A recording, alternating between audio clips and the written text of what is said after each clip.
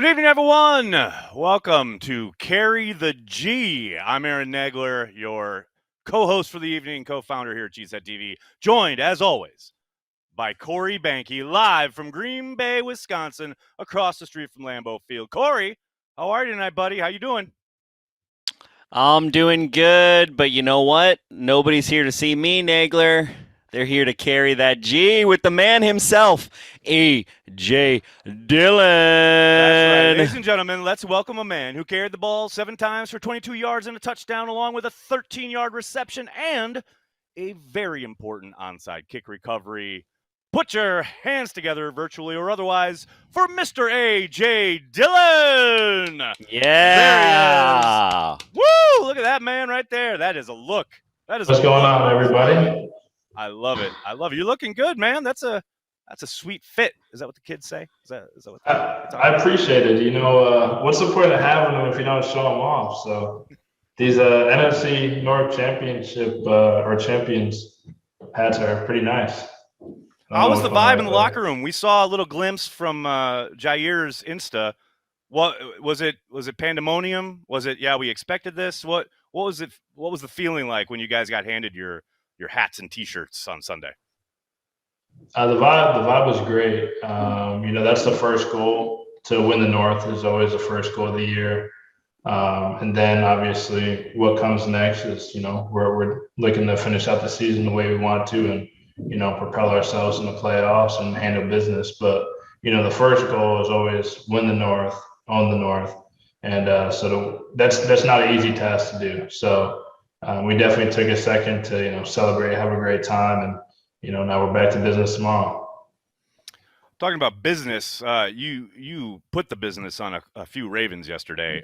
Were you, I'm not going to say surprised, but you guys were kind of, I was going to say a bit more effective than I think a lot of people thought you'd be running the football against that defense. And it's not like you and Aaron were tearing off big chunks. Like Matt said this afternoon, it wasn't like there were a ton of explosive plays in the run game, but the running game was pretty effective. Is that what you expected? Did you think you guys were going to lean?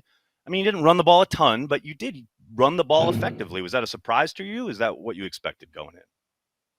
It's definitely not a surprise. We knew they were a good defense, really good at stopping the run. But anytime you got guys like 12 and Devontae, MVS, Allen, etc., big dog, you got to respect the pass game. So we knew they couldn't just rely on stopping the run to stop our offense. But Aaron and I, we just went out there and we were trying to make plays when we could. They do have a very, very good run defense. I can definitely say that. And they fill the holes really well. And they gang, tackle, or flock together would probably be best. But they have a great scheme over there to stop the run. But like you said, we were efficient where we could be, and when we had opportunities, we made them to keep the chains moving. And that's how you get the run game going. Speaking of opportunities, you had an opportunity to slam the ball into the end zone there, and it's something I noticed. It looked like you went to maybe spike it, and then you were going to hand it to the ref, and then it looked like you kept it. Did you keep the ball, and what are you doing with that one? No, so I celebrated a little bit, but then I realized we're not at Lambeau, so I'm not about to go run up into the stands here. And I don't like to celebrate overly. The last time me and Yash had a little plan, we were going to do the robot, but I'm not the type to go run around and do all that stuff. I had my little yell, and then I looked back at my guys, wanted to celebrate with the guys who got me in there. But I was going to hand the ball to the ref, but he wasn't looking at me at the time, so I didn't want to throw it in his face. He might try to get me back later with a false start or something.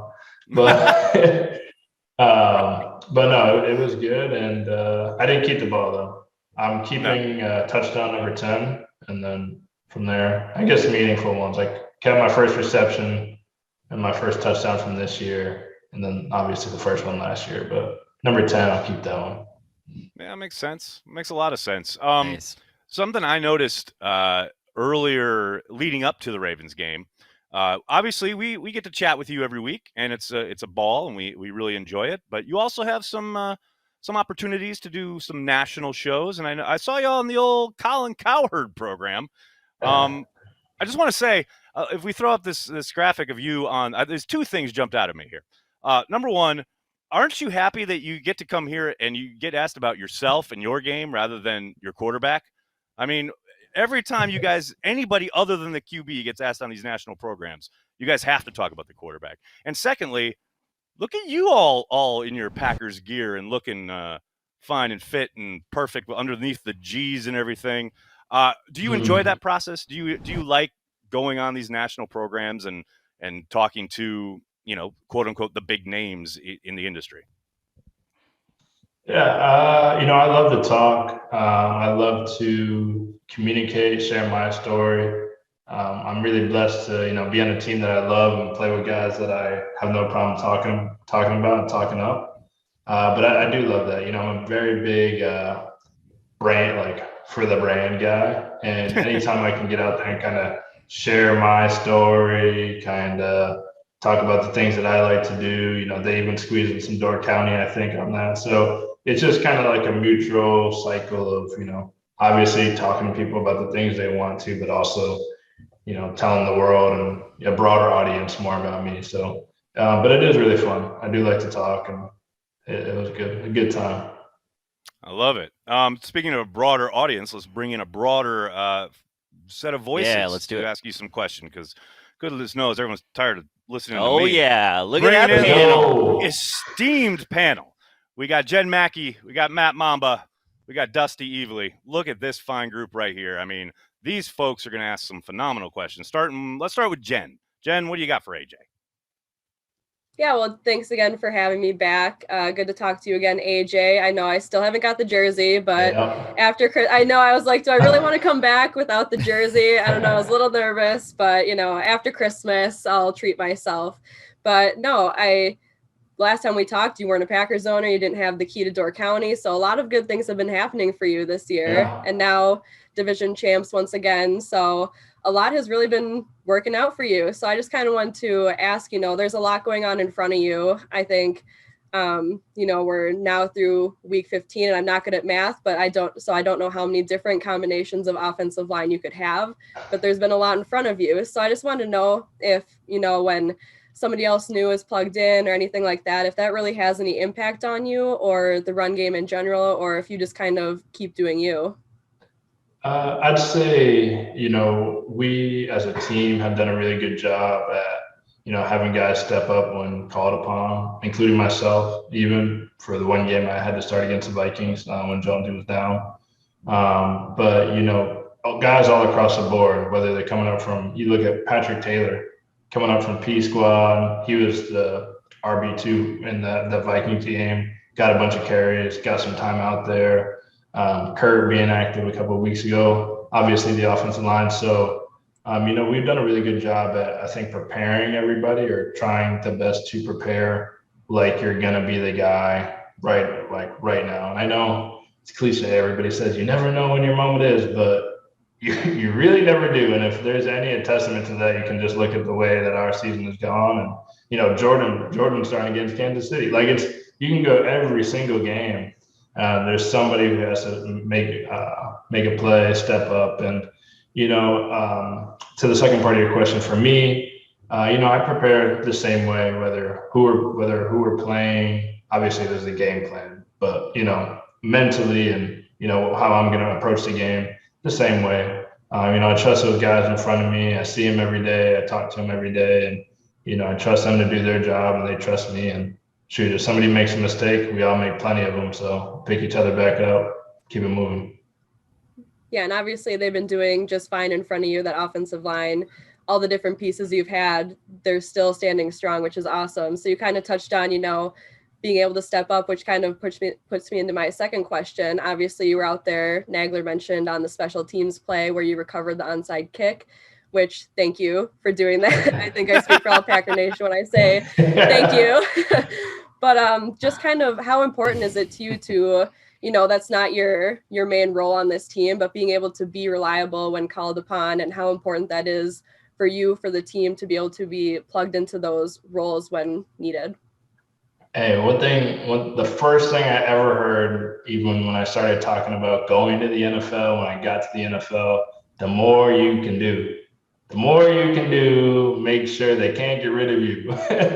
But no, in all seriousness, I mean, special teams are where I got my first taste of action, honestly. Last year, obviously, I was behind Aaron and Jamal. Really wasn't getting into much. I was starting on kick return, a bunch of different phases of special teams, and so that's kind of the roots. If we go on all the way back to my first real action on the Packers, and then at the beginning of the season, I'm pretty sure I was starting on punt return, kickoff return, and I wasn't starting on kickoff, but I was second string on kickoff, so I was in there for all phases. So it's definitely something I take a lot of pride in, just being able to go out there and, you know, be able to take care of business if I'm called upon. And, you know, they needed me out there on hands. We had a couple guys down, and, you know, we practiced it once or twice and had to make a play. But for sure, it was awesome to be able to close the game out. I'd say a lot of that goes back to the baseball, fielding the grounders in Little League. You know, just make sure your body's in front of it, go down, corral it. It was awesome, though. Yeah, I'm a softball coach, so.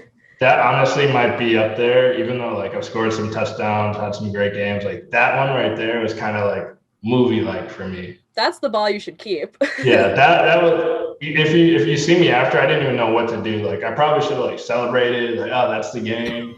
I was just like, oh, okay, did my job. It's just kind of like I got it done. Now get out of here.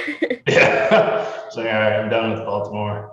Well, thanks so much, AJ, for answering those questions. It was good to talk to you again. Oh, thank you so much. We got to get you a jersey. Just let me know. I know a guy who can get you one. Yeah. All right, well, send them my way so I can have you hanging up next to Kurt back here. Will do. Jerseys flying off the shelves. Get your Quadfather gear. Let's move on to Matt. Mamba, what's up, buddy? What you got for AJ? Matt. What's good, AJ? It is an honor to be here. Although, you know, everyone was hyping up your onside kick. I got to say, I was a little disappointed in the onside kick. Oh. You had a prime opportunity to catch that sucker with your quads, but instead you decided to win the division. I don't know. It's a questionable call. You know, I feel like I did think about it. I do believe my quads are what initially stopped it. We don't have the angle of the other side, so some people are like, hey, great hands. But I rather direct all the attention to the quads. I'm just going, for now on, it's the quads that caught the onside. The quads that clinched the game. The quads that clinched the game. That's what it is. But, yeah, no, it was awesome. Like, especially I see you wearing your Crosby jersey over there. You're big special teams guy. Heck yeah. Got nothing but happy things to cheer about this year with him, too. So Mason's been perfect as far as my memory goes. All right. So I guess I'll get into my first question. You and I actually have something in common. Not our athletic physique, but we both like to collect pieces of cardboard with pictures of men on them. It's a very normal hobby. And I was just wondering, look at this handsome man right here. My question is, how do they get so many dang jersey pieces of you before you even step on a dang field? What's the deal with that?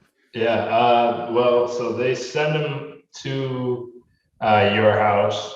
And you have to put them all on, and like actually they have like you record it, so they make sure that you put them all on, so they're all worn, and they send it back and whatever. But everything in those are actually worn, which, believe it or not, they cut up into little bits. But the trick is you put one on and you just keep going until you can't go anymore. So like my arms will be like out here, and then you just have somebody help rip them all off.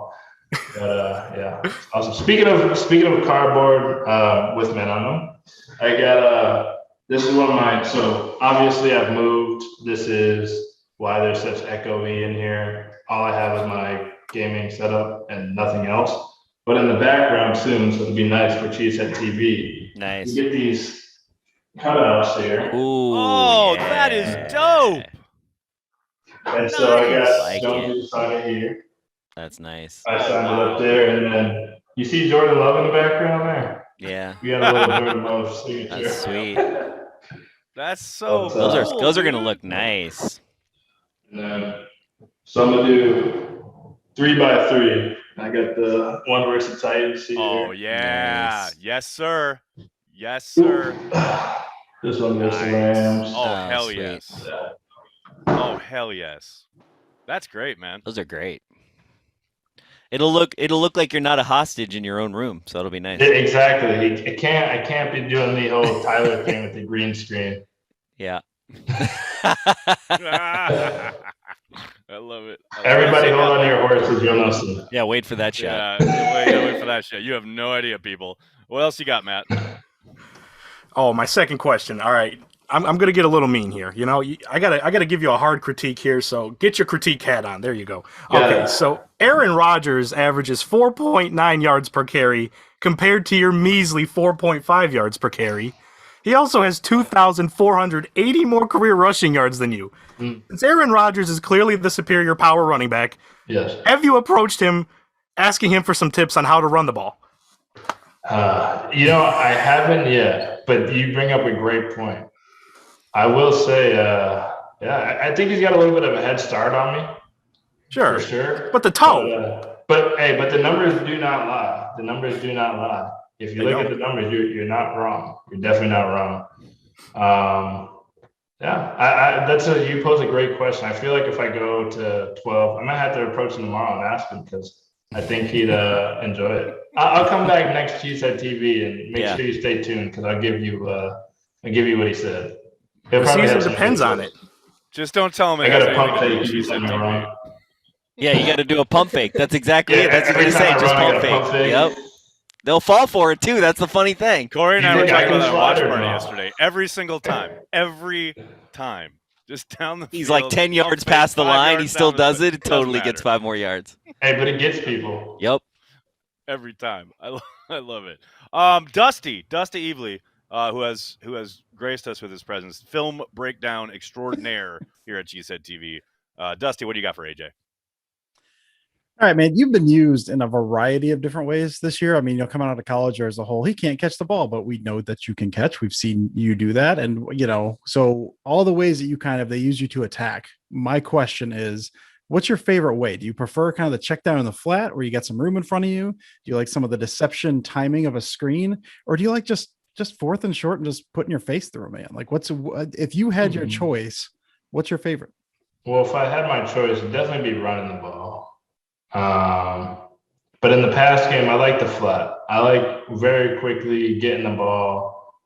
And if I can get past that first guy, which I'm still working on these things. Like I said, now I'm really comfortable, but I'm working on the second reaction moves. So when I watched back, or I saw the big Jumbotron, which I will say, the Ravens have a great Jumbotron. It's like 8K, and it's like 100 foot long. Well, this is why the Packers had to sell stock. Yeah, they got to get that's their why own. they sold stock. I mean, it was pretty cool. I'll say that. That's what they had. They got no a doubt, sick no Jumbotron. doubt. But anyway, the flat that I caught, I wish I would have spun. Well, when I did spin, had my pad level a lot lower because I would have ran through those two safeties and like for those extra 3 yards. So just those like second reaction moves, still got to work on those, but we got time. But flat in the pass game for right now, and then running the ball.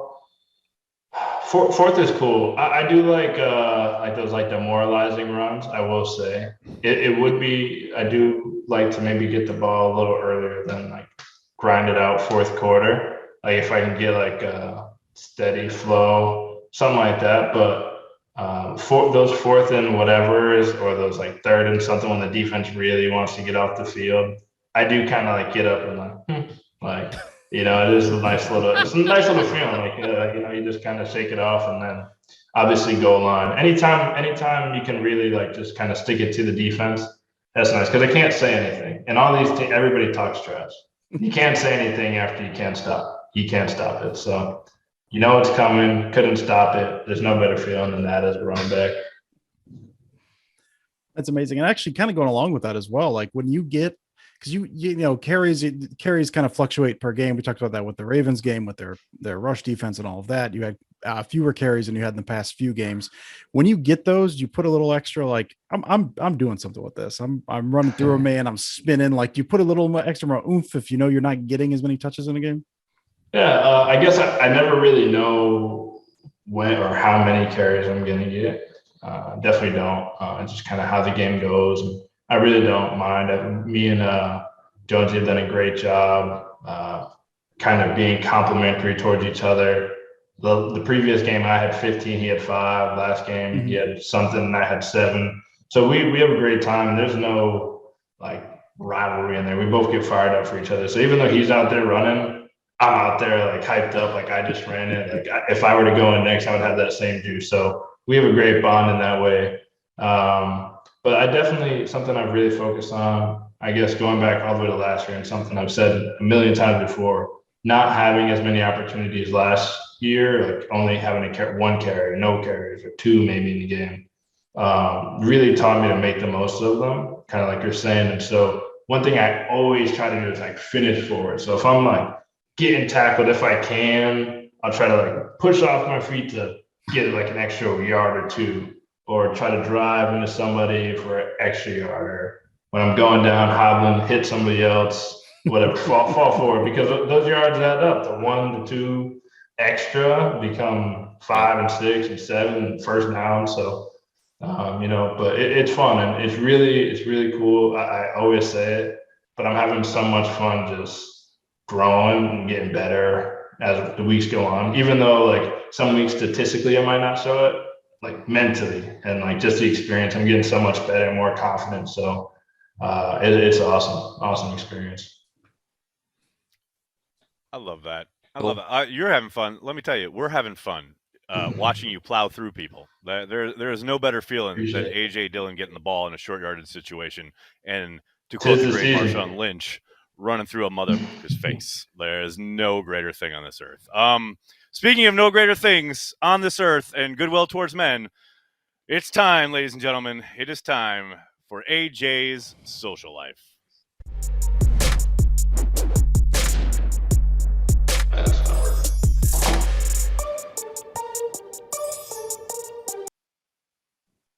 Hey, J. Dillon, another W. Hey, happy holidays to you, AJ. I don't know if you can tell I'm on the set of a Hallmark movie here, just for you, just for this show. This is perfect. We got a real fire here. You said it was a green screen earlier. I stuck my hand in the fire. I burned my fingers. It's not green screen. We're here. We're live. We're in person. We're doing everything we can do here for the W. Just like you got the W. You got the shades on, my guy. I love it. Yes, sir. Let's go. Let's go. Hey, you got the victory on Sunday, and then you took another W Monday morning. Was it this morning or whatever? Check it out. Steak and eggs, all right, for breakfast. That's a W in my book. Hey, what's your is this your post-game diet right here? What's your weekly diet? Are you like what's his name? JJ Watt, who eats like 15 meals a day. Like, how are you keeping those quads in shape? What are we doing? What's the diet like? This is obviously a great post-game diet. What else we got going on? Yeah, that's shout out Bay Family Motel right down on Military, I believe, Military Ave in Green Bay. It's been my victory Monday or Tuesday kind of breakfast spot if I'm up early enough before it gets too crowded, but it's fun. I love diner food. You really can't beat it, especially after like a good win. It's like hearty, like you got the like grease of the eggs touching the steak and the hash browns, and you just throw it all together. It's perfect. It's great. But diet wise, I just kind of eat whatever. Just the quads, they're multifunctional, so they can run off anything. Solar, wind, gas, steak and eggs. It's all the same. That's perfect, man. Get that protein in there. We love it. Hey, check this out. You were talking about running through people. Apparently, they've got you running through wires like Mission Impossible at practice. Look, for those of us that are not beat writers here, hanging out at practice and watching you guys do what you do, what was this all about? What are they got strings coming off of you like a puppet? What is this, man? Tell us layman folks here who don't really know what's going on here. Yeah, so that drill is something we do probably once a week, and the receivers, tight ends, and running backs do it, and it kind of works on a bunch of different things. 1, ball security. 2, your balance, and 3, be able to run through contact. So while you're holding that ball high and tight, you got a coach behind you holding the end of that string, and it's attached to the football. And so as you're running, you're trying to keep it up there, and then you reach down with the opposite hand to touch the top of that cone, which is low. When you go reach, normally, and this kind of to simulate, when you're falling down or trying to push yourself up, most people naturally want to like bring your arm up to get your balance, but that's when a lot of fumbles happen. So when you go down, the coach tugs at it. I have a lot of fun with this because I have a coach that has to hold on to the string behind me. And this is the one time they kind of got to listen to what I do or follow what I do. So I run as fast as I can, touch those things, bring them along. And I was having fun that day. I think I had Coach Mahaffey behind me, and we were just running. He was like full sweat. It was good. But I guess not a lot of people on my Twitter have seen Mission Impossible. I thought that was like a diamond in the rough tweet right there. But it's kind of like one of those things. Like, I have a lot of friends, and they're like, believe it or not, I have a lot of friends, and I'm always like, I'm so funny, and they're like, I don't know who told you that. So, hey man, we got it at least.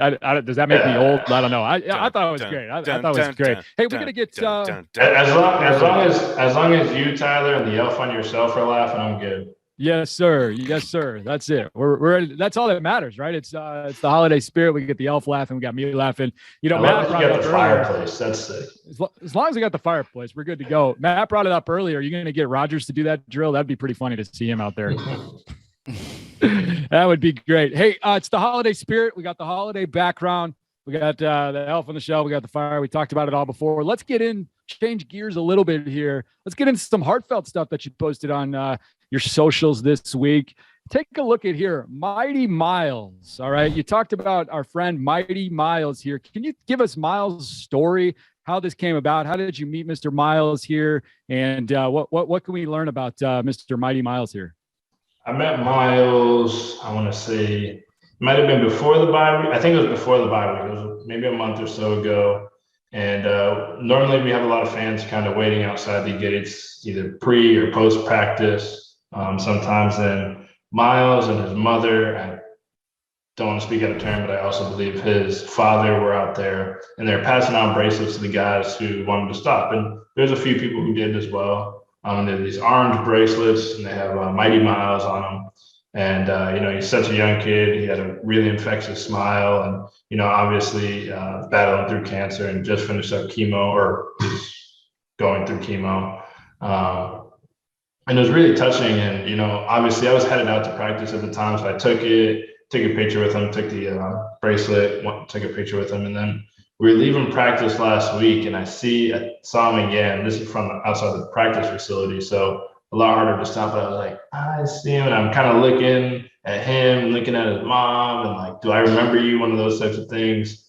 And then, but I pulled over. He had the ball. And, it's always really cool when you can see the smile on his face. So it's really cool when you can take a couple seconds out of your day and impact somebody that much. It's a really incredible platform I have, and try with all my best of my ability to use it the right way. And that is awesome. It's really cool to hear about that. There was another one that you posted on your TikTok where you kind of went in depth a little bit about baby Emma. Is this someone you know? Can you share baby Emma a story for those who maybe not on TikTok? Look at how cute baby Emma looks here. Could you give us that background story here for those that maybe not have seen it on TikTok? Yeah, so Emma is the daughter of one of my aunts, my best friends. They were roommates at one time, and my mom and my little sister, we would always go over to Emma's mom's house for Taco Tuesday. Back when I was like in middle school, maybe my freshman year of high school, we would always go over there probably for like a year or two straight every Tuesday. And somebody I obviously was very close with, who's been very supportive over my football career, things like that.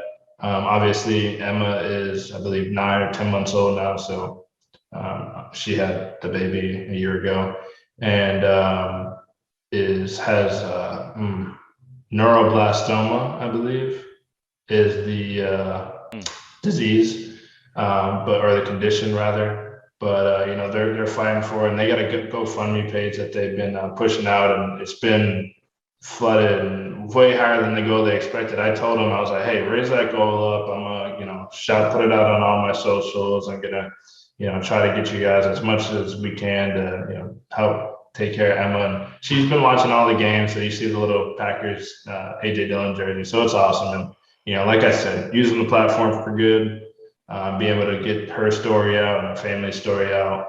You know, every dollar counts, obviously. So it was great. And for everybody watching, go donate to Baby Emma. It's in any of my social accounts. Just tap the link in my bio, and the first thing up there, you'll see the GoFundMe.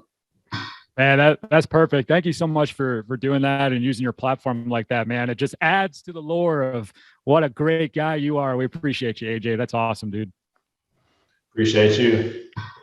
Phenomenal stuff as always. AJ, can't thank you enough for taking the time as you always do. Usually a day after the game here at Cheesehead TV. I just wanted to wish you a Merry Christmas, Happy Holidays. We will obviously see you after the Christmas game against the Browns. Everyone out there, don't forget to head to ajdillon28.com for everything Quadfather, including tons of great merch, including a free signed Quadfather 8x10 with any order over $100. Be sure to check that out. AJ, again, Merry Christmas. Thanks a lot, buddy, and we'll see you next week. Merry Christmas. Thank you, guys. And today's my Christmas, actually. I got my family Christmas today because we're playing. So I will let you know what presents I get. Please do. We'll have to have like a unboxing next week. It'll be great. I love it. To our Perfect. esteemed panel, Jen, Dusty, Matt, thank you guys so much for making the time for Cheesehead TV tonight. Yo. Tyler, Corey, myself, everybody, keep carrying the G, and we'll see you next week.